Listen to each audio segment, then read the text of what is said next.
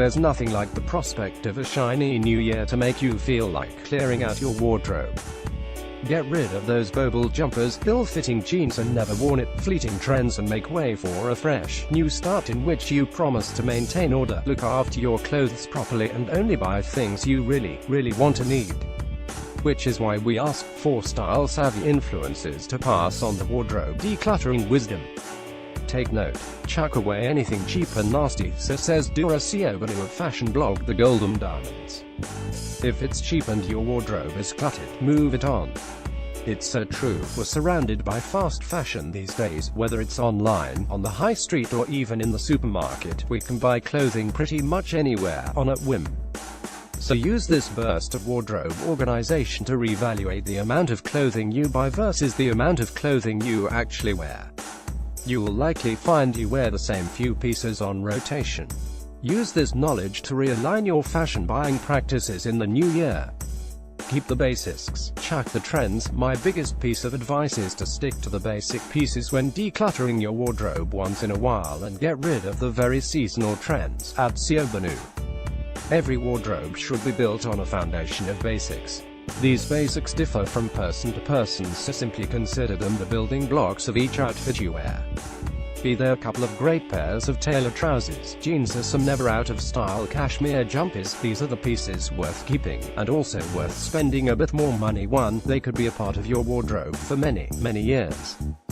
Be ruthless. I try to be strict. If I haven't worn it in the last year, it's out, says model and presenter Lila Parsons, who passes on her unwanted clothing to a younger cousin or a local Parkinson's charity.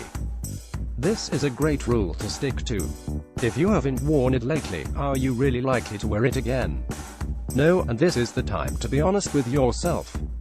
It may be difficult, but, as stylish presenter Laura Jackson says, try not to get too attached to an item of clothing. There's bigger things going on in the world. Work out what's ripe for selling on. Presenter Angela Scanlon may be a hoarder by nature, but when it comes to decluttering her wardrobe, she's got a foolproof process. I make separate mini mountains for family and friends, for charity and for the bin. Categorizing the items you want to purge from your wardrobe is a wonderful way to keep the process simple.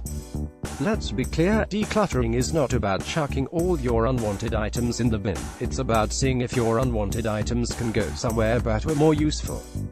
Yes, the bin or a fabric recycling bank may be the only answer to some more tatty items, but avoid thinking that just because you don't want something, no one else will either. Resale is also an option. We've rounded up the best fashion resale sites here. Color coordinate your wardrobe, so you can work out where the gaps are. I color coordinate and promise myself such an accumulation will never happen on my watch, under my roof again, adds Scanlon of her post-purge process. Color coordinating is a great way to establish what you do and don't have in your wardrobe. If you end up with a sea of navy, black and gray, you know not to buy any more of that for a while, and instead invest in some brighter shades. Alternatively, it may make you realize that the only colors you really like wearing are those ones, so you know not to bother investing in anything bolder. Head to Instagram for some organization inspiration. Thankful for all of the people who've ever let us raid their closets. Heart Happy Thanksgiving Turkey. A photo posted by COVETEUR at Coveter on November 24, 2016 at 2:09 p.m. Pacific Standard Time. There's nothing like a bit of aspiration to get those organizational juices flowing. Check out feeds like the Coveter, which delves into the closets of the world's most stylish, to give you some ideas about how you want your wardrobe to look. It could be anything from sticking Polaroids of the shoes in each shoebox on the outside, to the way in which you color coordinate your rails.